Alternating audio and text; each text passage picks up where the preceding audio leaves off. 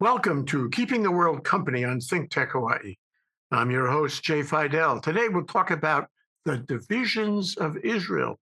Will they come together or apart? Our co-host for the show is Tim Apicella. Our guests for the show are Ben Davis of Toledo University School of Law and Gene Rosenfeld, independent scholar, and Manfred Henningsen, emeritus professor, political philosophy, UH Manoa. Welcome to you all to the show. Israel has been in a dynamic phase since October 7th, certainly. And we need to better understand what motivates Netanyahu and his cabinet and the power positions and divisions in the Israeli cabinet and government and among the people of Israel regarding the hostages, the war, national policy, and, of course, diplomatic relations. Gene, let me go to you first. Was there a problem? Were there divisions in the cabinet, in the government before October 7th? Well, there's this joke among Jews that, you get two Jews in a room, you get three opinions or more. And I mean, Rabbinic Judaism is famous for its commentary and debate.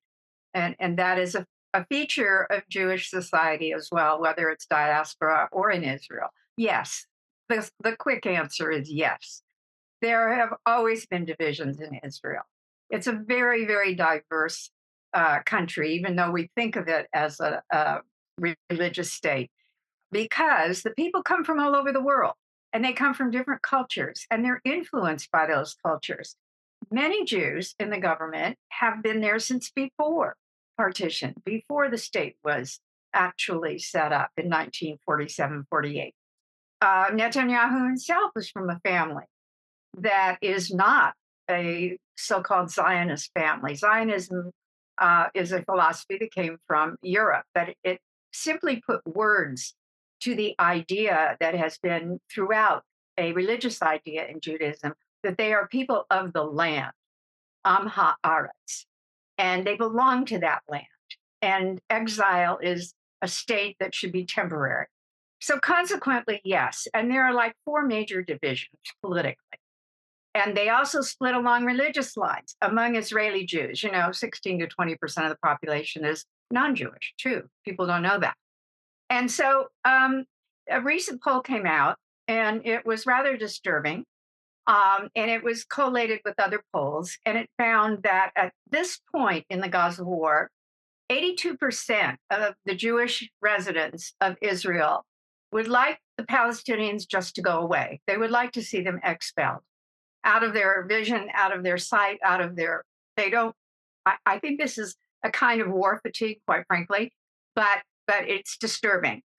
But if you break that down in terms of religious and political factions that exist in Israel and who don't get along, from the very secular to the very religious, from the very tolerant to the very intolerant, I guess I could say that.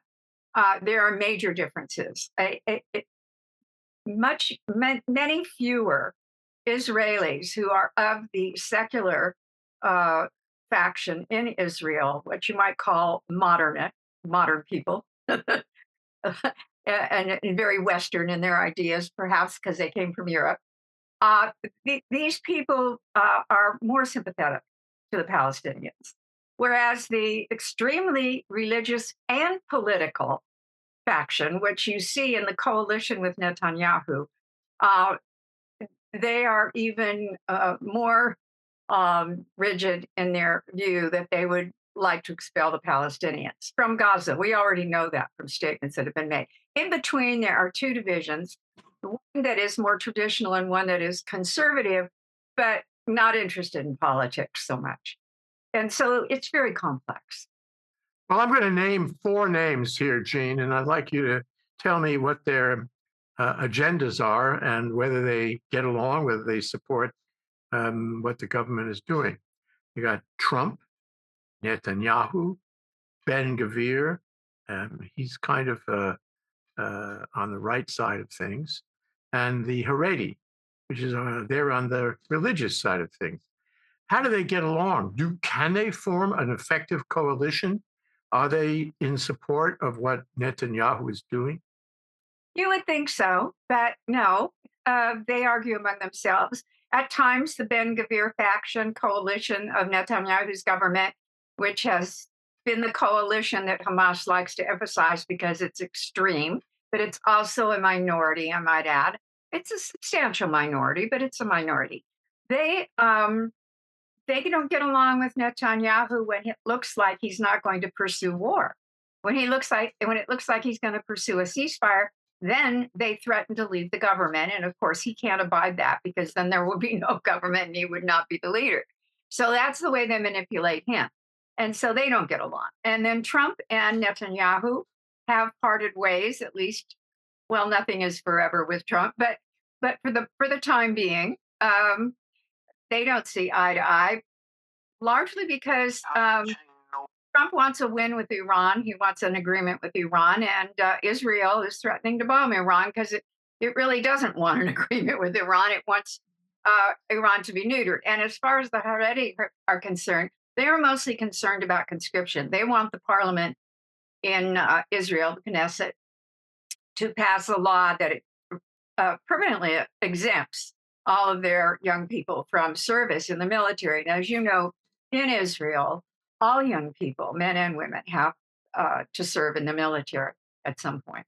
Gene, what motivates the Haredi to avoid conscription? Is it a conscientious objector, ideological thing, or something else?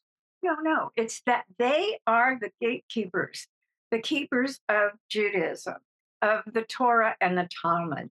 They are the yeshiva students. They are given so many dispensations not to have to come into the modern world, so to speak, not to have to go to university, not to have to join the military and uh, rub shoulders with other Israelis of a very different persuasion. They're made concern, and throughout the 2,000 years, actually, in the diaspora, Jews have tried to keep the faith, and they keep the faith through study. The Torah is the book. It's called the Tree of Life. It represents the temple, the former sacrificial cult in ancient Israelite religion. It's a continuation of a at least 3 or 4 thousand-year-old tradition, but it's transformed symbolically into words. And because study is so rigorous in Judaism and it is so admired, the Haredi really want to have their young people maintain the Jewish faith against all other influences. And in order to do this, they feel that is a more sacred obligation than serving in the military. So they want their young people serving in the military. And you got various factions in the Israeli government on the cabinet, and clearly they're not on the same page. We see that in the news, although I sure wish the news would cover it more so we could understand exactly what the dynamics are. And this regards the various agendas they have, and supporting the war, not supporting the war. The hostages, of course, big, iconic issue. And the general deployment of the IDF in Gaza and in Lebanon and against Iran, of course, and Yemen for that matter. So if you have what do you want to call it, a parliamentary government, and you need a coalition of various factions, and you're at war. Some people say this is an existential war. I mean, they're fighting on 3 or 4 sides. They took a tremendous hit on October 7th. Can they afford to have this shaky coalition, as Gene has described it? Is this a good thing in times of war? What is the line? The enemy of my enemy is my friend, or something like that, right? And so, this is a coalition where maybe in other circumstances they would be at loggerheads, but at this point, there's enough consensus for Netanyahu to continue a war, right? And that keeps Ben Gvir happy. So long as the logic seems to be for Ben Gvir, it's kind of to have everything, river to the sea. I'm going to say it again, but at the same time, for Netanyahu, I think it's part of this is like huge mistake October 7th with regards to allowing that to happen for the vaunted um, intelligence services stuff, well, it didn't seem to work very well, right? And so he's like kind of covering himself there, and then, but I don't think he has an end in sight from what I can see, except you sense that what he wants to maybe go to now is like, gee, maybe we should annex um, um, Gaza, right? That and expel the Palestinians. That may be sort of where he's come to at this point, right? Which, of course, is consistent with what Ben Gvir would want, so that we keep him in the coalition. The only problem with that whole strategy I can see is that it's kind of like Trump with Zelensky and Putin. You know, it's not like Putin ever wants to agree to peace, right? He wants to keep going on. And I seriously doubt that among the Palestinians in Gaza or West Bank, there was any interest in, leaving for Jordan or something like that. I think there's some terms about, sort of like, I'm here, I stay here. So even if everything is destroyed where my house used to be, I will then, take the bricks and whatever it is and, and rebuild there, starting with the tent. And then, you know what I mean? This kind of anchored sense that is there too. So there, we're at this point where the uh, the contradictions are manifest. I mean, if that number that Gene says that 82% of Israelis want the Palestinians expelled, but they're not going to. I mean, you can want a lot of things in life, but I don't think that the Palestinians will just walk away. I mean, and so that's the rock in the hard place. I don't know what the solution at this point is. And the other thing I would just like to say is, I think too much emphasis is placed on October 7th. I know it was a horrendous event, but in terms of the visions of Ben Gvir and all that, I can remember Menachem Begin talking about Judea and Samaria, right? When he was talking about the area of Palestine, right? And I think I can remember seeing Golda Meir saying similar kinds of things, Uh, but in fact, I think I have a quote of Golda Meir that I saw in an interview where she said something along the lines that, you have to stop making us want to kill you. You know what I mean? It's like, whoa, oh, Golda, take it easy there. Um, but every single war I've seen, from what I've read in Israel, has been perceived as, and probably is, an existential threat to the Israeli state. Every single one, back to 48, far as I can see. And so that's a perpetual state of anxiety um, that is generational, and and and how that all gets reconciled, I have no idea. But all I see right now is it's just going to continue to be, perpetual war, because it's in the interest of Netanyahu, and it's in the interest of his right wing to keep his right wing coalition in place. And we'll see 70, 80, 90,000 Palestinians. We'll see people starving. Not Palestinian dead, people starving. And the question is whether anybody will really give a damn, right? Ben, but going back to the question of whether it's a good idea to maintain a war when you have such a shaky cabinet. I mean, if you're going to have a war, don't you want to have your cabinet all together on the issue? I know, people argue, and for every two Jews, it's three opinions, just like, Gene said, but it doesn't sound like a good idea to mount the war when your cabinet is, what do you want to say, not together on things. Well, This is not a sustainable arrangement, is it? from what I hear, and again, I'm far from all tuned in to what is happening internally in Israel, but what I hear is, there are elements of the military, former military, elements of the intelligence, former intelligence types, who are saying exactly that this is not sustainable, and that we have to do something different. Okay. Um, and so there are those fissures that are there. Um, and I would guess, and maybe people can correct me on this, the uniting thing across certainly Israeli Jews would be the hostages and getting the hostages back. You can make sort of a coalition of everybody is at the high level unanimous thing.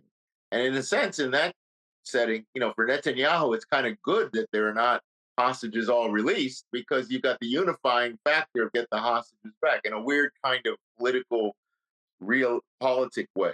But um, once you move past the getting the hostages back, there are these fissures that are there. I just don't know if the fissures are strong enough where every time these events are experienced as an existential threat to the state. Back to 1948, as far as I've seen, there's never been a moment when there hasn't been one setting or another where that has not been sort of top of mind in every Israeli leader that I've seen. Now, the only group I don't know anything about in particular is the Palestinian Israelis and how they are acting and interacting with all this. That's a kind of a black box for me, particularly what's going on in the West Bank. So I don't know how that is all playing out, but we are where we are. Uh, I cry. Before I leave you, Ben, I want to ask you one other thing. Yeah, sure. Yes, a lot of people feel the hostages are the common bond for all the factions. Get them back, and it hurts every day to know that they're in pain, being killed, tortured, starved, what have you. But shouldn't it be that the common bond is the existence of the state of Israel? If this is an existential threat by so many people and countries and terror groups, shouldn't the common bond be that Israel must survive? Oh, and look, I agree with you that if I call it the other side of my existential threat comment, it's that there is a common bond to have Israel survive across, I think, as far as I can see, the entire Israeli population. All right. That being said, that's like sort of the background music, if I could say it like that, for 70 odd years. Now we have a specificity with regards to a hostage there, that the hostages that is a bond within the context of that greater bond, if I could say it like that. The question about Israel's existence has been, right, basically two-state solution, one-state solution, all these things that have been talked about for 70 odd years. You can think of Israel having to survive and say, therefore, two-state solution is the way to go. Or you can have let's annex everything. What that debate? I don't know what the answer is. Personally, I thought that the debate was, I have people I love on both sides of the Palestinian and Israeli Jewish side, and it's kind of like y'all folks can figure this out. I'm optimistic about it, but it takes some effort and finding, who's the Mandela on each side. Mm, We don't have a Mandela. that's a very good point. Tim, one of the power players in this is Trump himself. And, he has, for his own reasons, I guess because he wants to satisfy the Christian nationalists who are interested in Israel from a religious and maybe an historic point of view, its connection with Christianity. Um, he has been supportive of Netanyahu.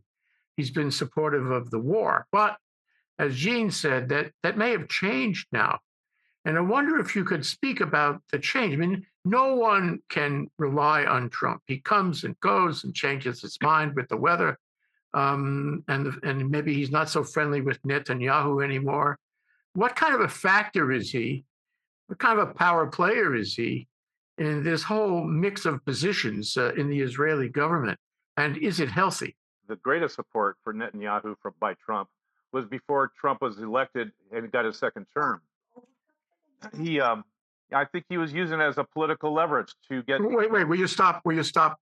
We got some sound is coming in from somewhere. No, okay, all right. Okay. Okay. Start that sentence again with you, Tim. Well, in some ways, before Trump was elected for a second term, I think Trump's Trump's support for Netanyahu was at a higher level. Now that he's been elected and his rear end's in the seat in the Oval Office, that can wane either one way or the other. And compare the parallel track to Trump not wanting to solve the United States' immigration problem when they had a chance, that bill that had bipartisan support. Trump blew it off because he didn't want the problem solved. He wanted to use it as a political campaign leverage, which he did. No different than the hostage issue for Netanyahu.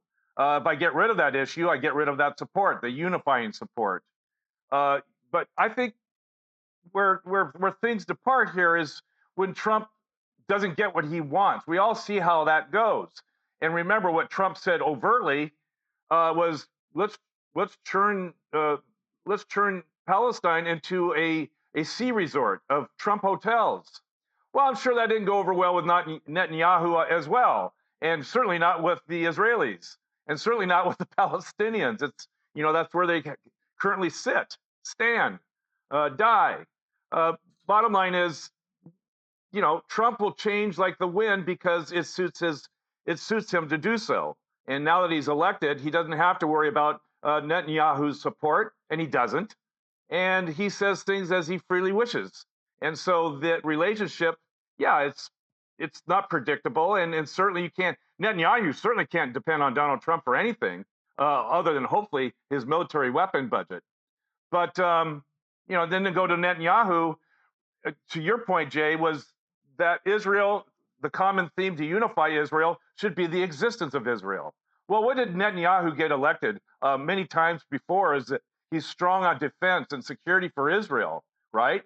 There's times where he was just hanging by the skin of his teeth to get back in office. Well, he comes in with that message each and every time, but this time might be different because he is being held accountable for the defense failures of Israel during October 7th. So we'll see if he survives another round of re-election, and I think he probably will not, but I don't know. I don't know Israeli politics well enough to say that as a fact. How important is the United States? How important is Trump's support to Netanyahu's war? Anytime you have the United States, lined up with you as an ally, and certainly all the benefits of being an ally, particularly military budget support and all the millions in dollars that go to Israel, I think it's pretty important. Well, I guess my next question is, and this is a hard one, is the dynamic seems to be that these two men are not as close as they were for whatever discussions, reasons, considerations, or pathologies. And you wonder where it's going to go. I don't have any level of confidence that Trump will continue to support Netanyahu or Israel. And my question to you is, what happens then? Am I right to assume they're going to go further apart? And what happens then? What happens without Trump, without the United States in Netanyahu's war? Probably very similar to what's happened with Ukraine, where there's lack of support from Donald Trump in the United States. Netanyahu is not going to let Donald Trump ruin his parade. He will say, we'll go it along. And, he'll probably get a lot of unifying support for that. I don't know. I don't know if Donald Trump will forever walk away. It only takes one incident for Donald Trump to come running back to the arms of Netanyahu. All it takes is one news event, and they're kissing cousins again. I don't really have the answer to that, Jay, but I don't think it takes much for them to rejoin if it's politically convenient to do so. And remember, you have two narcissists, two power-hungry leaders that they're transactional. And because they're transactional, they'll find a way to embrace each other again or not. Yeah, they haven't had a public blow up, but I want to mention one thing and see what your reaction is. Remember the signal scandal? Well, that was all about sending American fighter planes over Yemen and blowing up targets in Yemen. And that was a decision that was made, I guess, with the Department of Defense and with Trump. I'm sure that Trump approved it. And so, okay, American planes blowing up targets in Yemen. And that happened a couple times. A couple of American planes were shot down, by the way, and not sure that whatever system we were using off the Truman was all that effective.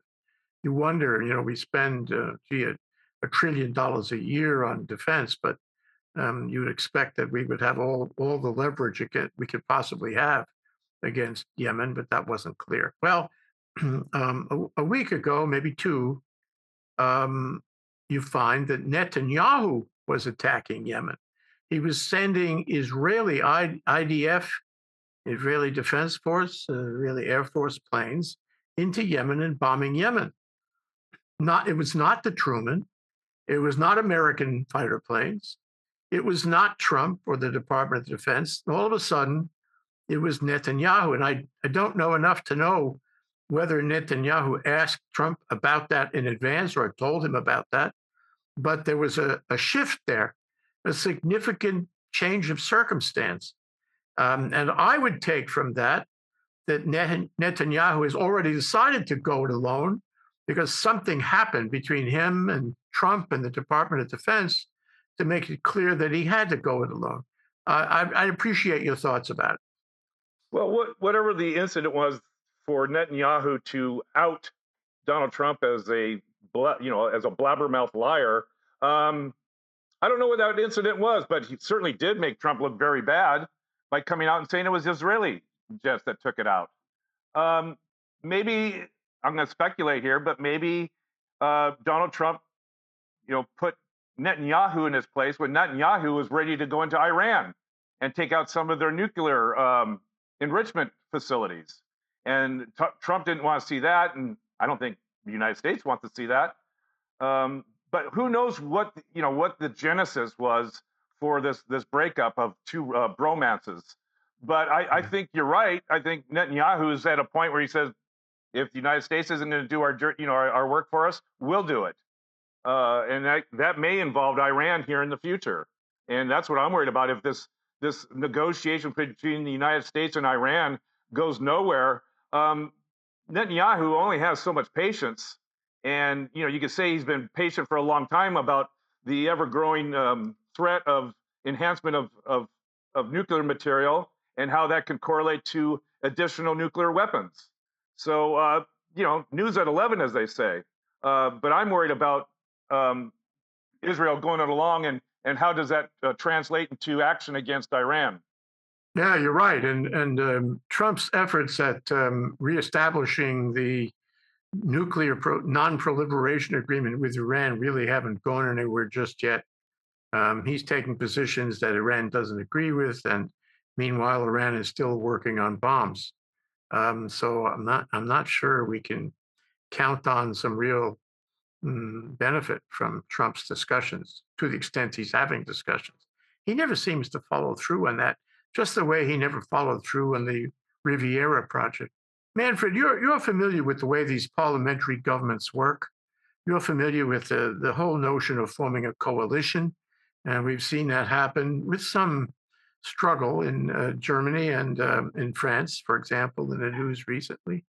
What do you think about the coalition or the lack of a resilient coalition, a really together coalition in Israel? And my second part of that question is, should they get rid of Netanyahu? I don't think it has anything to do with the institution of parliamentary government. What we are talking about here are, two people, not only the Israeli Jews, but the Arabs, the Palestinians, who cannot come to an understanding that they have to share the territory on which they both exist. But that has been an issue since 1880, when the Russian and Polish Jews came to Palestine and didn't think highly of the people they found there. They didn't know who they were anyway. So the disconnection, the existential disconnection between the two people starts from, the when you have this influx, this immigration from Eastern Europe, and that continues, throughout the 30s, and it becomes worse, after World War II with 100,000 Holocaust survivors going to Israel. Now, you had always opportunities. Remember, there were two presidents, Jimmy Carter and Bill Clinton, who were close, to getting some arrangement. Uh, and when you are looking at the future, I don't think it is a future that will be solved from within Israel and from within the Palestinian camp. It has to come from the outside world. It has to be imposed on that region, because otherwise you will get another Nakba and you will get another genocidal attack, on both sides. But I think the more probable is that, the right-wing people in Israel will try to drive out the Palestinians. It's a semi-genocidal project that has always been in the making. So for that reason, the situation is not so much limited, to what you have been talking about so far, the tensions within Israel. It is this existential threat that both the people have been motivated by to do these crazy things that they have been doing, since 1948. Uh, so I'm skeptical, about anything positive coming out of Israel, and I'm skeptical about anything positive coming out of the Palestinian. Remember Golda Meir? She was, she's American, from, I think, Minneapolis. But she was a strong woman. She was a strong leader, a strong prime minister. And there was a movie made about the dynamics of her cabinet back when they were attacked in, I guess it was the Yom Kippur War. And she held that cabinet together. She participated in the critical decisions, the strategic war decisions, the tactical decisions. She was on it. And she was at the same time dealing with Henry Kissinger to have the strength of the United States behind her. I mean, the movie shows you how good she was. Golda Meir kept the lid on things. You'll have to agree with me. And Well, for a long time, she made peace with Egypt. You remember that, Manfred? right. She didn't talk- established human relations that were much more robust than before. And so it seems to me that if you have a good leader who can handle these divisions we're talking about, and can make a better coalition, who can deal with people who would attack you and make friends with them, then you have a better chance at it. And I personally don't think that Netanyahu has the goods for that. Would it be better to bring somebody else in, somebody more like the competence and the skill that Golda Meir had? Yeah, but where do you find that person, female or male, in Israel today? I think it's very, very difficult. I do not see anyone showing up on a radar screen who has this possible. And Ben talked about the lack of a Mandela. Well, the lack of the Mandela is not only visible for Israel, but it's visible for the Palestinian too. I mean, you have the Palestinian Authority been governed by a Sinai leader for quite some time. Uh, and so what you have there is an empty space. Uh, and the space has been filled, by the radicals, by Hamas. And for that reason, you have here two people fighting each other, being led by politicians who are not really interested in getting this issue solved. Let me change my question, Manfred. Suppose there was somebody. Suppose there was somebody in Israel or on the cabinet or somewhere else. I mean, as I mentioned, Golda Meir came from Minneapolis. Somebody else who would do a better job. Just suppose, for hypothetically, suppose there wouldn't it be better to change the Israeli government? That is obvious. And it's obvious it would be wonderful, if the Palestinian Authority would be led by someone like Mandela. But for some reason, I mean, there is a guy still in an Israeli prison who has these qualities, but he has not been released. So there are people, but I'm deeply pessimistic about anything will change from within that area. I think it has to come from outside. Manfred, we have seen Joe Biden try so hard. We have seen the United Nations make, silly pronouncements and condemnations, never follow through. We have seen Europe go this way and that way and upside down, all trying to stop this war. None of those efforts have succeeded, not a one. I know. And I mean, Germany is in the position of being attacked now from within and from the outside for having sent weapons and still sending weapons to Israel.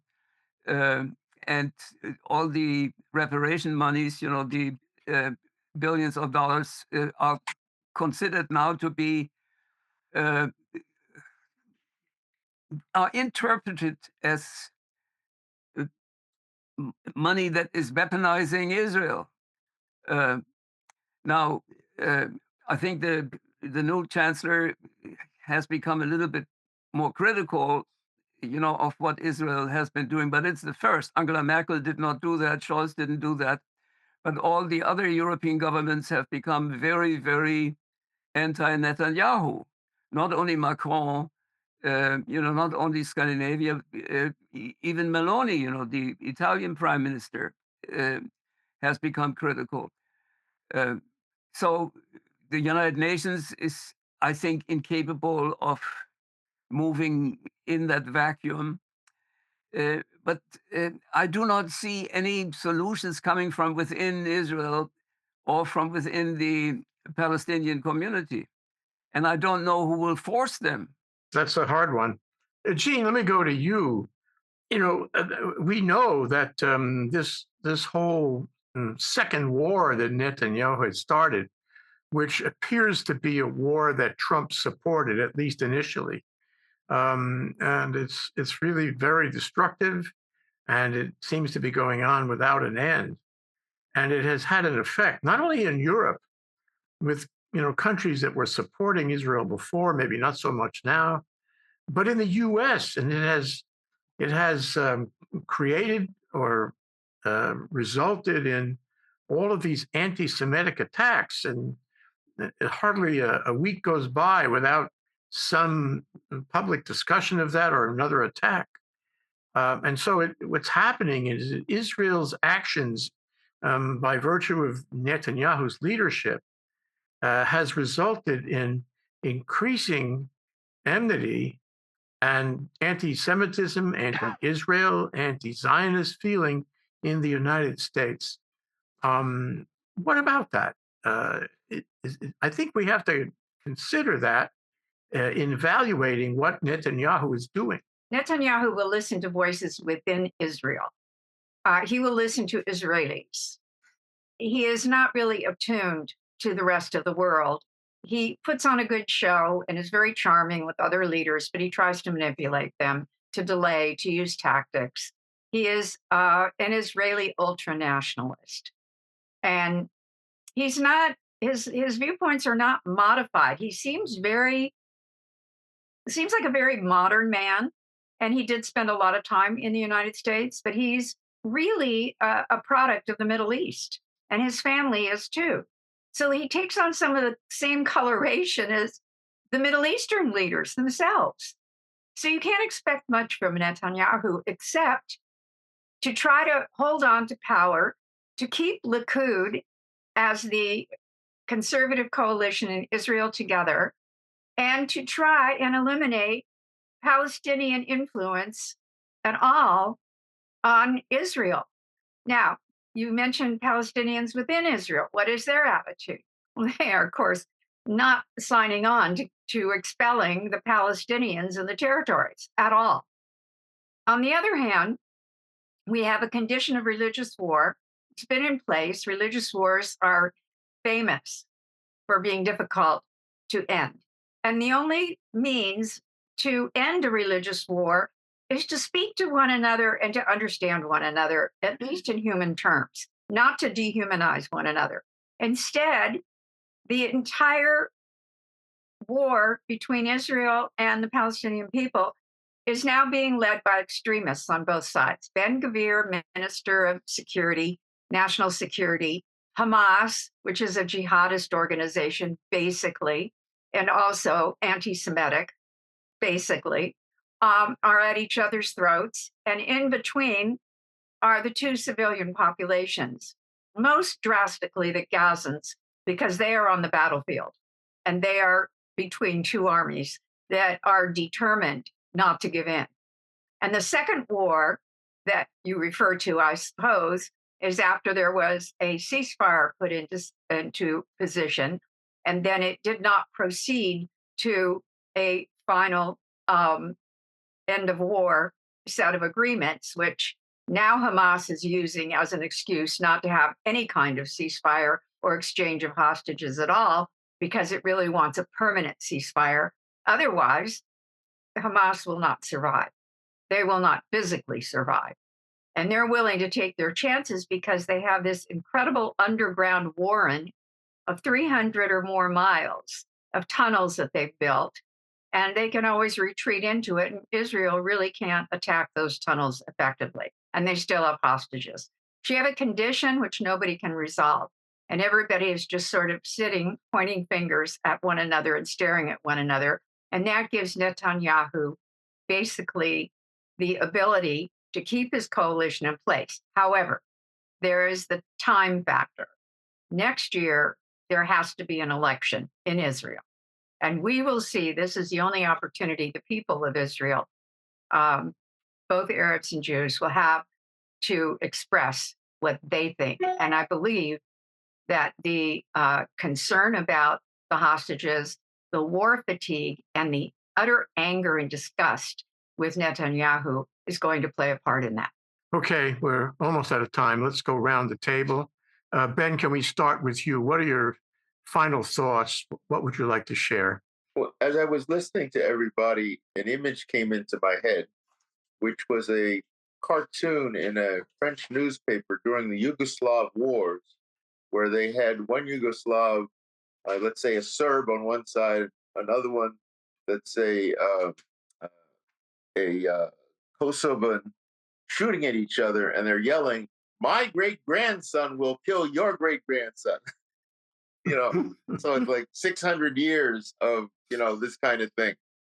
And having visited Sarajevo, I thought, maybe the external pressure vision that was similar to what was done with regards to the war in Yugoslavia might be something that could possibly work. Because if we want to talk about animosities between the Serbs, the Croats, and the Muslims in centuries old, right? I mean, come on, folks, centuries old. Yet, some kind of modus operandi has been worked out. For now, we don't see people shooting at each other anymore there. And quite honestly, when I went to visit Sarajevo a few years ago, there was this remarkable group of, Serb, Croat, and Muslim background people working together for an arbitration institution, right? So, there's kind of, maybe for me, that's the thought that came to mind, is that maybe the sort of stopping the Yugoslav wars kind of model might be one that could maybe work here, with the external and the internal happening at the same time. I don't know. Tim, your thoughts, your final thoughts here on this? The previous show we were talking about history and the imprint of history as it pertains to any particular administration, be it president or prime minister, whatever. There is an imprint that is left for future administrations to either ignore or acknowledge or shape policy from. And when it comes to Israel, I can't help but think of the main event, the central event and phrase that came out of World War II, and that is, the phrase is "never forget," and is a direct reference to the Holocaust. And if you look at Israel and its policies, particularly its security policies and the wars that it's engaged in, there's a direct line to that phrase, "never forget." And I think whether it be in the minds of warmongers or peacemakers, that that phrase, that imprint of history, will continue in Israel's future, and to what degree is left up to future leaders of Israel. Thank you. That's a very important point. Manfred, why don't you go next and give us your final thoughts about what, if anything, is going to happen, whether we have 600 years of animosity? Listening to Jim and Ben, look, I remind you that Germany went through this process of coming to terms with its past. It's an exceptional story, but a very successful story.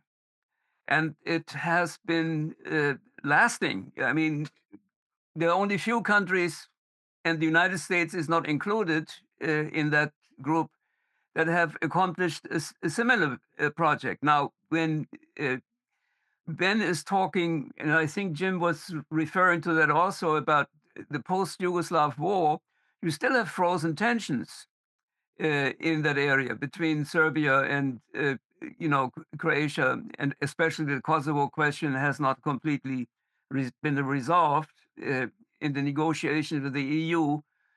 Kosovo is a candidate, Serbia is a candidate. That tension is really playing a major role. So for that reason, it would be nice to say the Yugoslav situation could be a model for what we want to see in Israel and Palestine, but I don't know whether that works. And then when you talk about elections at this point, remember, we have been talking about this issue for quite some time. When you're looking now at what happened in Romania and Poland, in Romania, contrary to what everybody expected, the nationalist nuts did not win. In Poland, however, the nationalist nuts won. So the president of Poland is now a right-wing supporter of the PiS party, and Tusk, the prime minister, has to fight for his majority in the Polish parliament. So elections at this point all over the world may not lead to what we are hoping for, and American history recent history is a very good illustration for that too, because most of us did not expect to get Trump back into the White House. So please be careful when you are hoping that elections will, even in Israel next year, will lead to a radical transformation. I am not that optimistic any longer that works. Our world is in turmoil, and that includes the institutional fracturing, of most societies. Yeah, well, good point. Our show is entitled The Divisions of Israel, and Israel's not the only one with divisions, is it? And it's tragic in my view of the matter, because I grew up in the 50s. I watched the Israelis, many of whom were products of the Holocaust, make the desert bloom and make a country, a working nation state, out of virtually nothing. And now we have divisions, and it's very tragic that they couldn't hold it together. And Netanyahu is not the guy that will hold it together. Jean, your final thoughts here? Yes, I think we have to take these referendum polls and elections as signals for what might be going on. And we might think about the state of mind of the people within Israel, because they're the ones who are probably going to be the biggest factor in making the future work or not work. And so, and if 82% of Jewish Israelis really are fed up with the war, which I think their expression of just let the Palestinians please go away, I think that's what it means, a war fatigue, then I think Netanyahu will not survive as prime minister. Then there will be an enormous jockeying for power between the extreme right and what I would call the center right, because Israel is still in a war mode. I don't see any influence within Israel except for the smaller peace coalition, which has been battered both by anti Semitic attacks in the United States and the October 7th pogrom in Israel. I don't see them having much influence. So you're not going to have an Israeli Mandela. The future does not look good for anybody, quite frankly, but it will really depend upon the voters in Israel as to how things are going to play out. Well, thank you. Okay, we'll have to leave it there. Thanks so much to our guests, Ben Davis, Gene Rosenfeld, and Manfred Henningsen, and our co-host, Tim Apicella. And I'm Jay Fidell, host of Keeping the World Company. We've been engaging on the divisions of Israel. I compliment you all for your thoughtful, incisive, and constructive remarks. Thanks to our viewers for watching. We'll see you again soon for the next one. Aloha.